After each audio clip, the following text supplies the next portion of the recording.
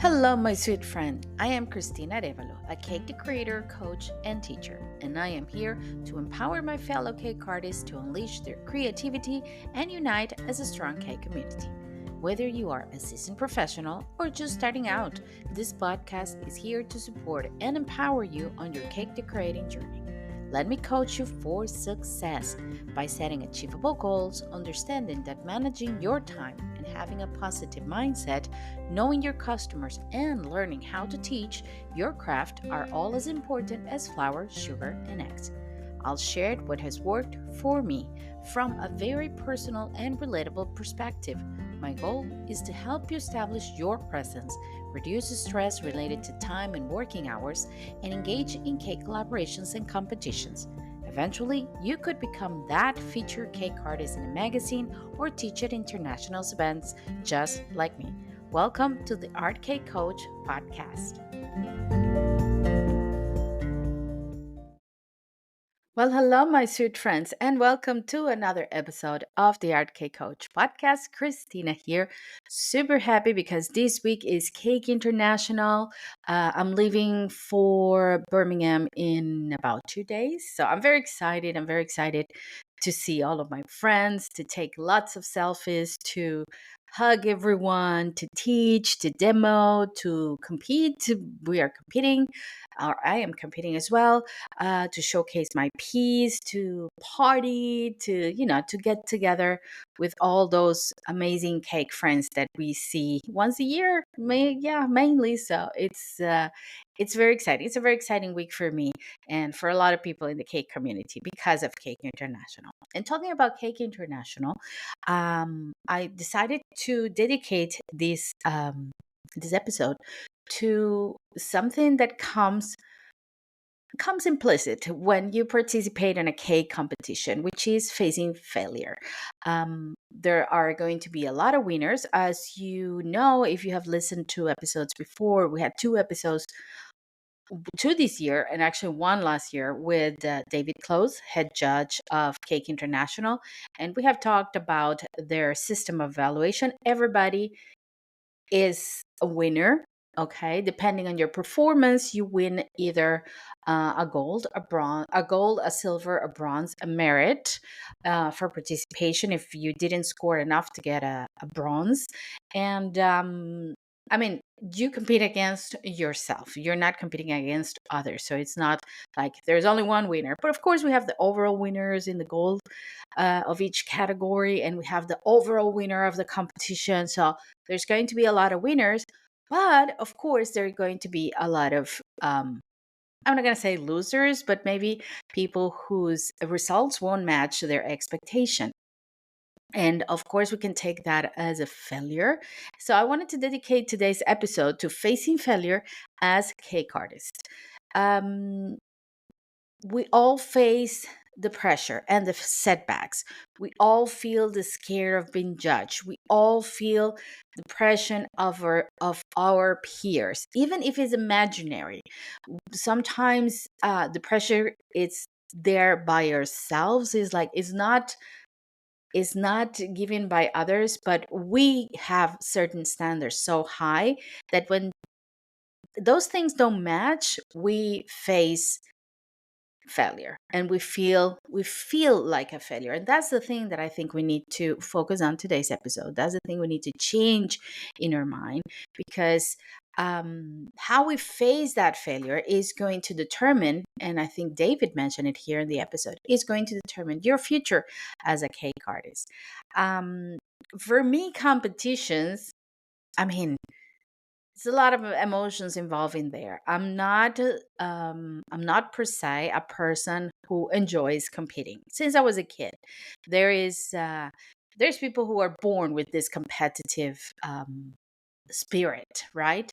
Not my case. Since I was a kid, I always play it safe. I only compete if I know I'm going to win. There's a very, there's a trait, I think, of my personality. Some people will say it's a trait of my sign. As you know, I've mentioned it here before. I'm a Virgo, and I know a few Virgos who are like that.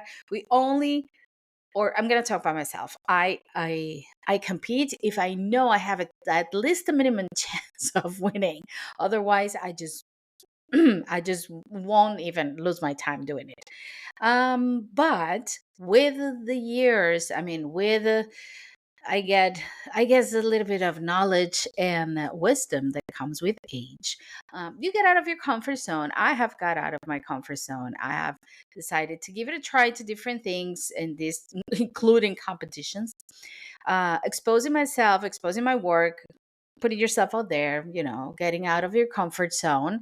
And I have to say, I'm not a gold winner. I'm not the best of the best. I think I'm good enough, but not the best of the best. Actually, I had this conversation with my dear friend Cholis, who's going with me to all of these endeavors. Is like, once you start competing, you realize that, like everything in life, like even in school, you have the best students, you have the very bad students, and you have the average students. I was always in the average pack, average, a little bit high, a little bit low, but in between the average. And I guess in this world, I have to be honest to myself. It's like, yeah, I'm in the middle of the pack. I'm not in the lead when it comes to cake decorations and cake competitions. No, I'm not the worst. I don't think anybody is. I think everybody gets an A for an effort. But once you realize, like, okay, I'm in the middle of the pack. This is me. These are my limitations. These are my flaws. But also, I have these great things going on. So, what can I do the best that I can do with what I have? So, failure changed, instead of being something that brought me down, something that made me second guess everything that I did, or that even didn't make me participate, because I didn't do things thinking about failing. It's like, oh, if I'm gonna fail, I'm not. Yeah, I'm just not doing it. So I changed all of that to, failure for me is learning experiences. That's all it is. Is not failure.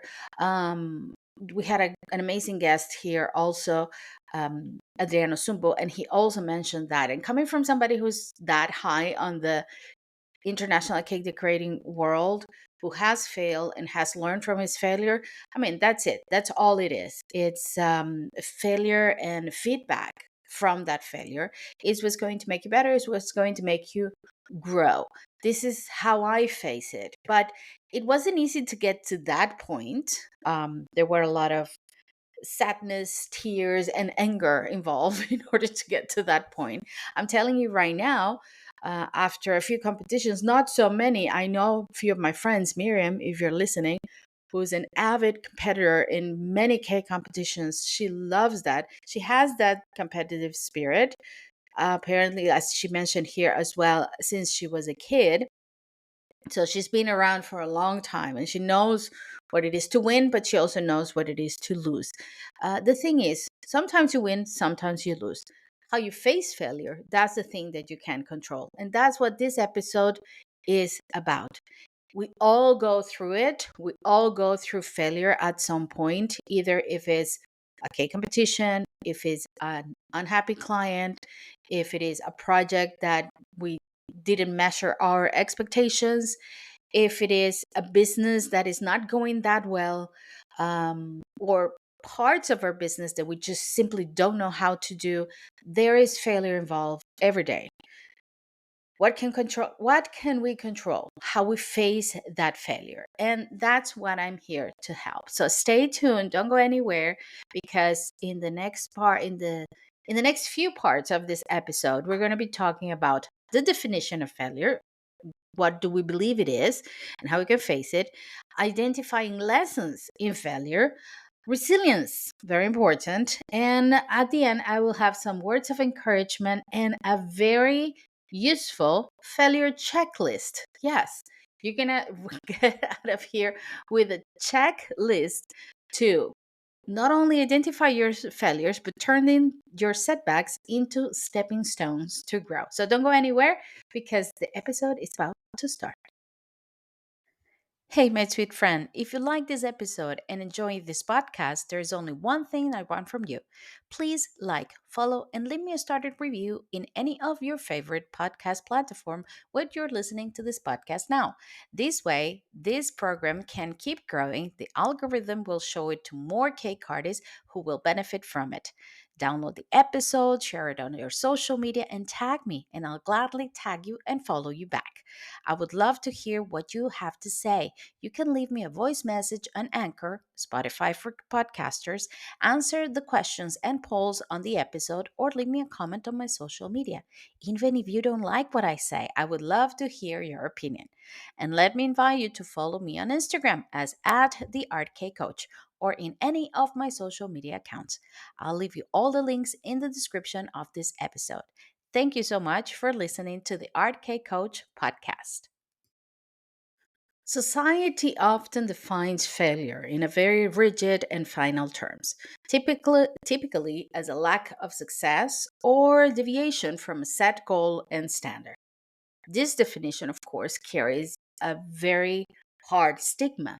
If someone doesn't reach a particular outcome, everybody else, society, people around you might perceive it or them or you as less capable or even unworthy.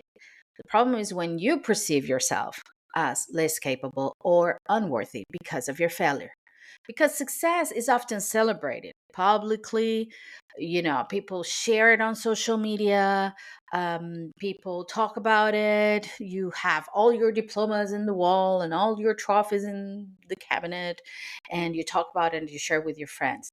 The absence of that visible success, like maybe winning a cake competition or an award or achieving a milestone, can be seen as failure, overlooking the nuances and the effort that went into the process.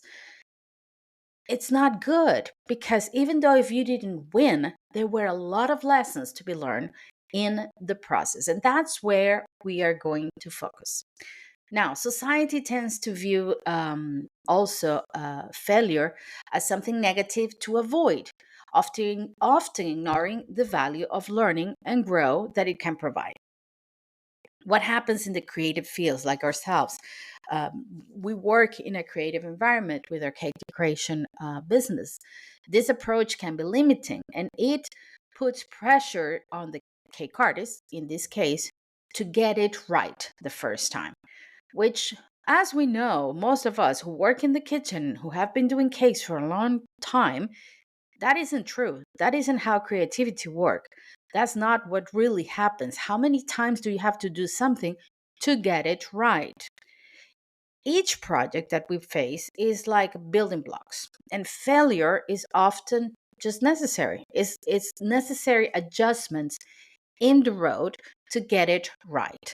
So, for cake artists or anyone working in a creative field, this traditional view of failure is the opposite of success. Misses out on its potential and as a tool for growth and resilience. Mistakes, and this was said not just by me, this was said by many of our guests here on the show. Mistakes is what make us grow. I have a saying. I don't know if I share this with you here, but when I teach it. I'm an ESL English teacher. When I teach English, I teach adults. Adults, I like to do with them not only I don't only teach grammar or conversation. It's almost like a coaching session with them, because teaching adults is a whole different game. And a lot of times, the let's say the things that get in the way of learning are the memory of their failures with the language, that creates like a barrier that doesn't allow them to move on. So one of the things we work in class is to stop being afraid of failure. And I always tell them, this is your safe space. Here is a place where you make all the mistakes possible. Be okay with your mistakes. Be proud of your mistakes, because your mistakes are the ones that are going to carry you to be better. The same happens in the cake decorating world. A lot of us, how many of us? I mean, all of us, we haven't done it right the first time. If we look at our cakes when we started, had nothing to do with the cakes that we do now. And mainly our learning process, yeah, we took courses, yeah, we took classes, we practiced, but the main learning takeaway from everything that we have done has come from things that were not right. The flower was not correct or botanically correct, or the structure didn't hold, or the face didn't look right when we were modeling faces. The sugar paste didn't last in different weather or with humidity. So that's how we learn. That's how great products have become great products, because they have come to solve a problem. And that problem happened because somebody tried and it didn't work. So, if we shift from result focused definitions to grow focused one, then failure becomes part of an ongoing process of learning rather than a final verdict that can lead us to downside of war of or our work, um, think badly of what we do, second guess ourselves, and feeling bad about all, I mean, comparison. This is really bad. Don't do it. So we need to see failure as a stepping stone to grow. So let's reframe failure and not take it so personally. That's one of the first things that I always tell my coaches, that I always tell my students, and that I'm telling you right now. It is not you. It is not personal. When a business doesn't work, when a project doesn't turn out the way you want it, when you don't get the gold medal on Cake International, when your clients say no to you, it's not you. It's not personal. It's the business who needs some adjustments. Is your work that needs to, you know, I'm not going to say be better, but yes, be better. Spend more time in it. Learn from your mistake. Make it better the next time so you can get a better result. If a client say no, I mean, it could be because the client just can't afford you, or it can be because the client decided to do something different. It has nothing to do with you as a person. It's all about the things you do. It's not about you. So don't take it personal. Uh, how many times we have seen people in tears on Cake International because they got, in my view, a good result, but not good enough for them, because their expectations were so high. They put their expectations were so high that their own view of themselves was in stake because of that result.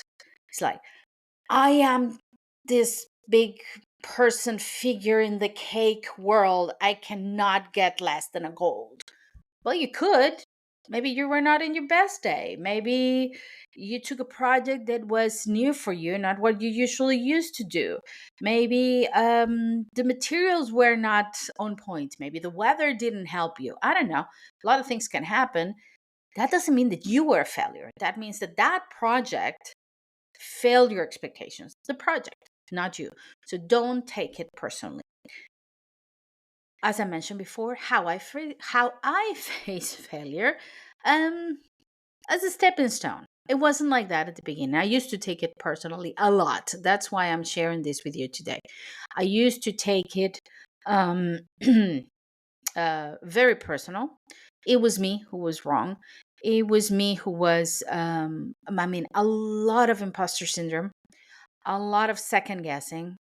Then again, I've mentioned it here before. I had, not anymore, but I had the tendency of, if something is not working, I just drop it and move on, because of the perfection.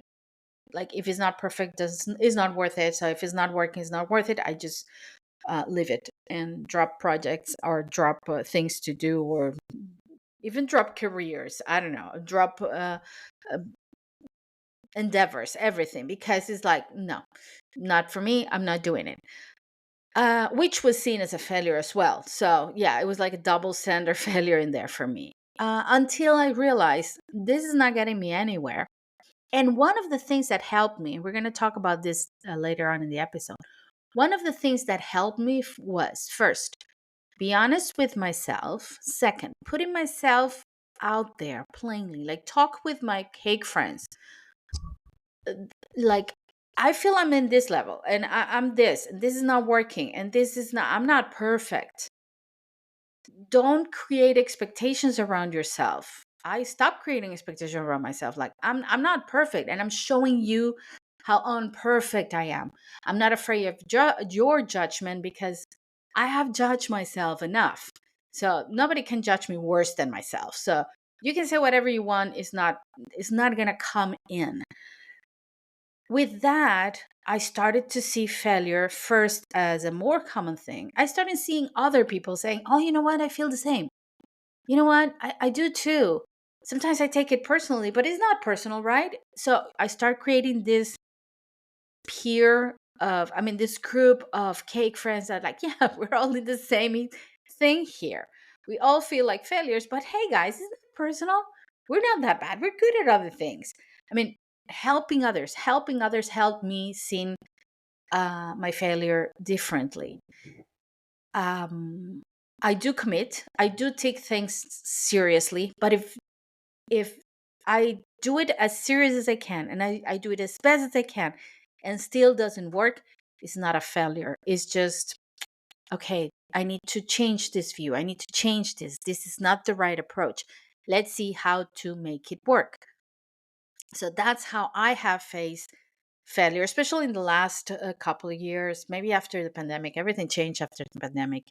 Everything got into a different perspective. I think it's changing the perspective of things is one of the ways of facing failure, because you start seeing things as less personal, less important, not less important, that sounds bad, less personal. Like, it is not personal, and if it doesn't work this way, it can work in a different way. That's another thing. There's always a way out. So if it's with my businesses, with all of the endeavors that I have done, and I closed my blog. I'm not working currently on my YouTube channel. I'm not making cakes anymore, and I still have to tell my clients, sorry, I won't do the cake because I'm not doing the cake anymore. That could be seen as failures for others. That could be seen as, oh, my business just, it wasn't working for me, so I had to stop. No, because I saw that as, this is not for me anymore. There's something else. The answer is somewhere else. So I'm just going to close the store. It was great until it was, and that's it. Move on. So I don't see it as a fail. That's how I look at it. So if I can resume everything that I have said of how I look at failure, first of all, learning experience, stepping stone for different things, and for growing. It's not personal, and there's always a way out. That's how I see it. Simple as that. I said it here before. People, we do cakes. It's not like we're surgeons operating somebody on an open heart surgery and their life is in our hands. We make cakes. So be good, do well, but come on, let's put things into perspective. We make cakes. Don't go anywhere, because in the next part, we're going to identify lessons in failure. The Art Cake Coach podcast welcomes the Sweet Chalet Shop as one of our sponsors. Located in Stamford, Florida, the Sweet Chalet Shop inspires creativity, talent, and passion for sugar art.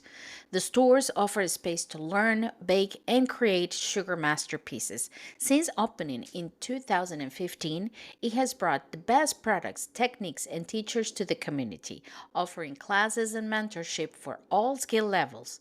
It focuses on innovating, offering a wide range of edible products from colors to cake mixes, all allergen free and kosher. It is recognized as one of the best retail stores in the USA, and their commitment is to supporting and nurturing creativity. Visit the Sweet Chalet Shop, say hello to Marissa from me, and join the sweet journey. And if you visit online, don't forget to use the exclusive discount code Cake Coach 25. That is Cake Coach 25, created just for the listeners of this podcast, and have 20% off total discount of your purchase at the checkout. Thank you so much, Marissa, and thank you to the Sweet Charlotte Shop for sponsoring the Art Cake Coach podcast. How can I identify lessons in failure? Number one, Each setbacks offers something to learn, whether it is time management that wasn't managed correctly, skills that need to be improved, or expectations from audience or clients. Anything can be a learning curve and can be improved.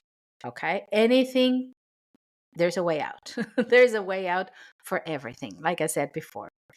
I encourage, as I do myself, to write down wins and failures. So in my planning, when I finish a month, I always write down all of the things that I accomplished, all of the things that I did. I make a list, but I also make a list of the things that didn't happen. And next to it, I said why they didn't happen. I didn't have enough time. I didn't plan it correctly. I didn't want to do it this time. I tried, but I couldn't find any, quorum or support from the community, so drop it. Anything, why this didn't work, why this didn't happen. So next month, I will have either I will re organize that. I will put it again in my agenda. I will set it in a specific time frame, or I'll just drop it. It's like, okay, this is not working for me. I won't do it. Okay, so make a list of your wins and make a list of your failures. And from your failures, make a list of why they didn't work, and if they're worth to be rescheduled for the next month. Um, you can do a reflective practice like journaling after a project, identifying what went well, what didn't, and why it didn't. Because that way you can also set like I don't know, like a failure framework, things that usually didn't work for you. In my case, one of the things when I used to bake cakes for people, one of the things that was hard for me that didn't really work was structure cakes, like 2 tiers, 3 tiers cakes. I dread them. I had panic attacks every time a client asked me for that because I couldn't find the way to make it work for me. So I wrote that, or I kept track of that. Like I tried this way of stacking cakes and it worked okay, but not 100%. I tried this other way. This was a little bit better, but it was hard for the client to cut the cake. So I tried different ways until I found the one that this is the one that I'm sticking with, or I need more information about this one. So you can have that reflective practice on your cakes, on your projects, on your competitions. I do check the feedbacks of the competitions. For example, I said it in the episode with David, that feedback about the hand that wasn't placed correctly. Until today, every time I place a hand on a sugar doll, I remember that feedback. So if I didn't reflect on that failure, if you can call it failure, I wouldn't do it better now. But you have to know what went well, what didn't go well, and why, what happened, why, so you can change it. And at the end, reflect on what can I learn from this? What can I improve from this? Um, Always think about everything that happens to us, everything that we face. I think it was my grandma that used to say that we cannot we always get, or life always give us what we can face. We just don't know how. So that's what she used to say. And she had quite a life. So she lived until 100, and she had to raise her grandkids because her daughter died. So, I mean, that means my mom and his brother. So she had quite a life. And she always said, life doesn't give you anything that you cannot face. You just need to figure out the how. That's all. So think about that. What did I learn from whatever is happening to me, and how can I improve it? And remember, stick to the end of the episode because I have a special gift for you. I'm going to share with you something special. I'm not going to tell you why. I'm going to share with you something special that might help you with the reflection on your failures. Don't go anywhere because in the next part, we're going to be talking about resilience.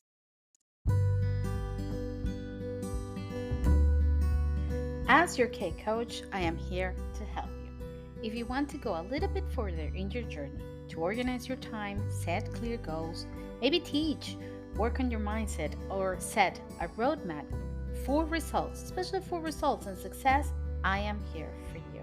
Why don't you book a free discovery call with me? I will be leaving the links here in this episode so we can chat, we can talk about what you really need, and we can see if we're a good fit for each other. Remember, I have just one mission in this cake world. First is to unite the cake community as one and to make you, my cake artist, my sweet friend, understand the importance of investing in you. Like I said, I will be leaving the links here in the description of this episode so you can book a 30 minutes free discovery call with me. And just remember, in case nobody said this to you today, I do appreciate you and I want you to stay safe and stay creative.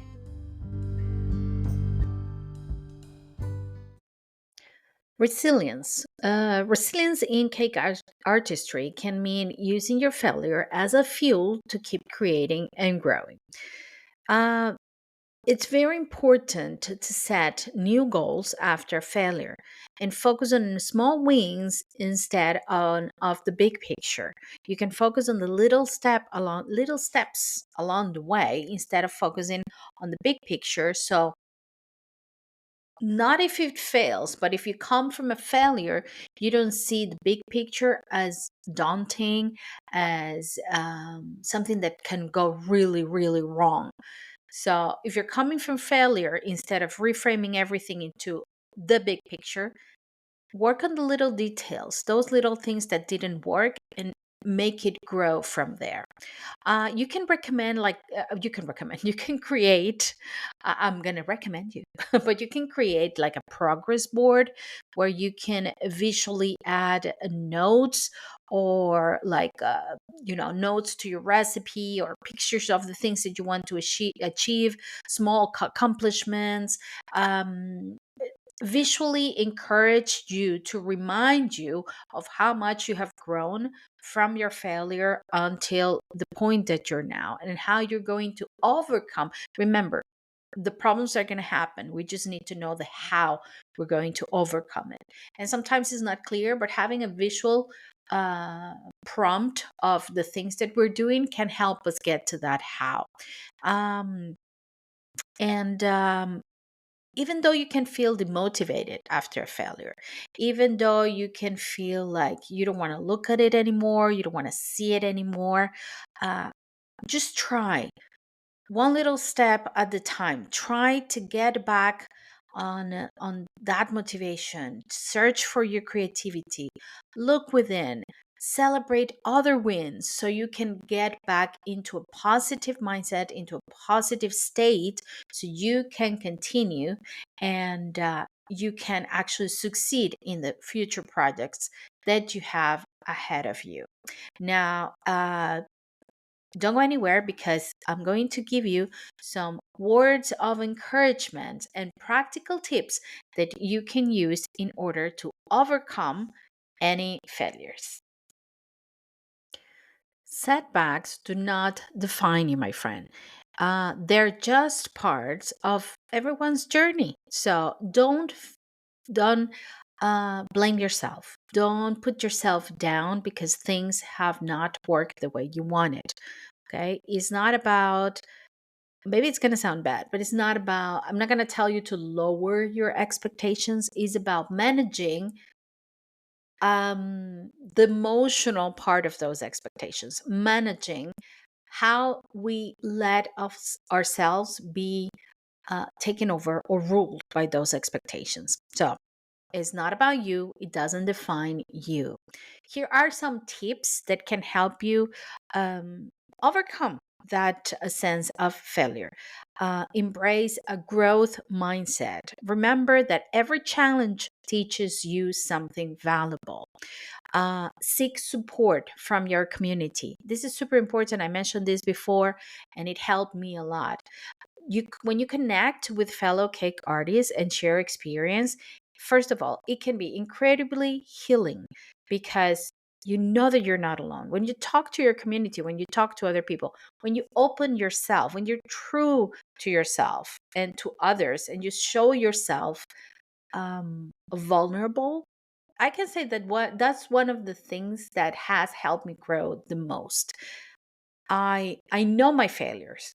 Nobody can criticize me more than myself. No one. I am my worst judge. So no matter what other people say or what other people think, I simply don't care because I'm my worst judge. I'm the worst with myself. So I'm okay to show myself vulnerable. I'm okay to show myself in a bad day with no makeup, with unperfect, making mistakes. It's like it's okay for me. It's part of who I am.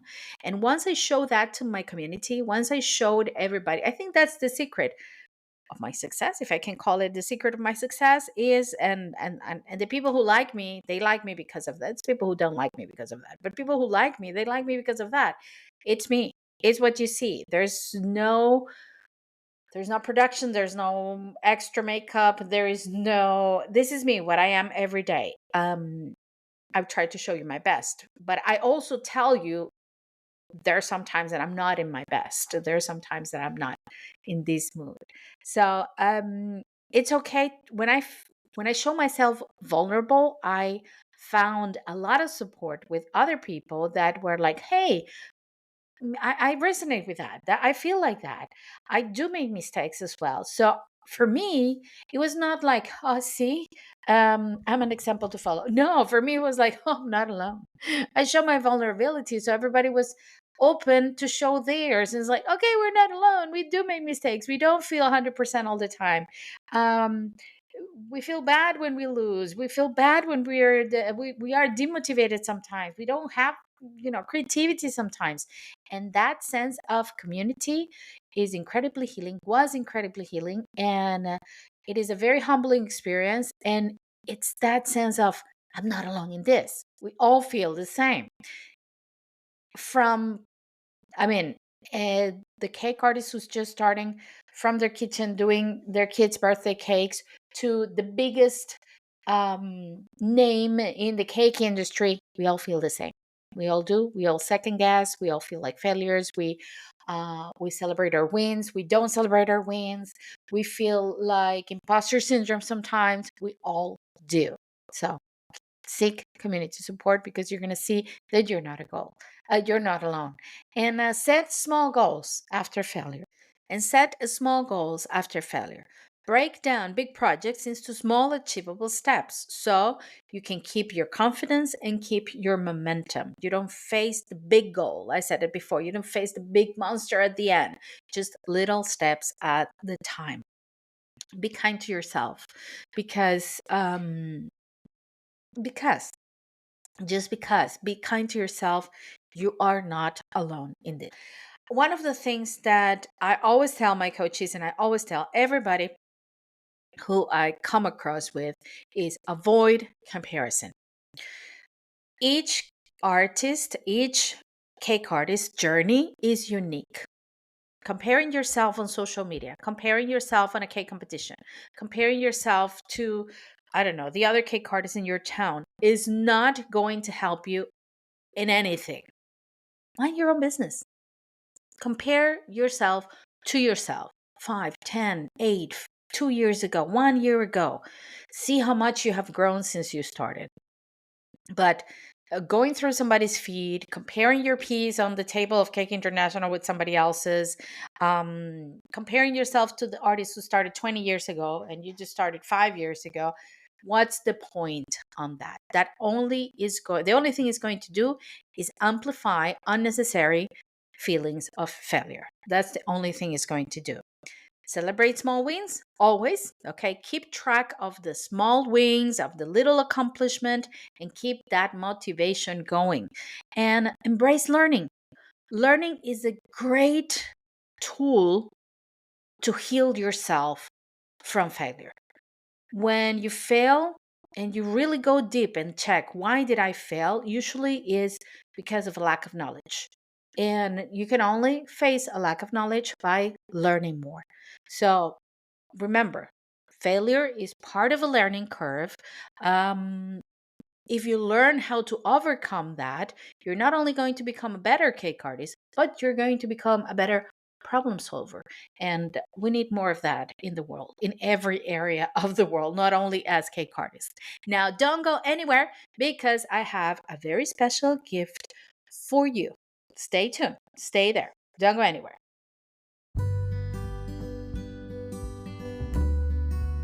Hello, my sweet friend. Let me invite you to subscribe to the Art Cake Coach podcast exclusive content platform. By becoming a member, you'll get exclusive monthly content and access to audio classes and workshops on goal setting, time management, social media posting, pricing mindset, and teaching. Get access to exclusive bonus content for only €2.99 a month. Check out the link to subscription platform on the description of this episode. Let me help you on your cake journey and coach you for success here at the Art Cake Coach podcast.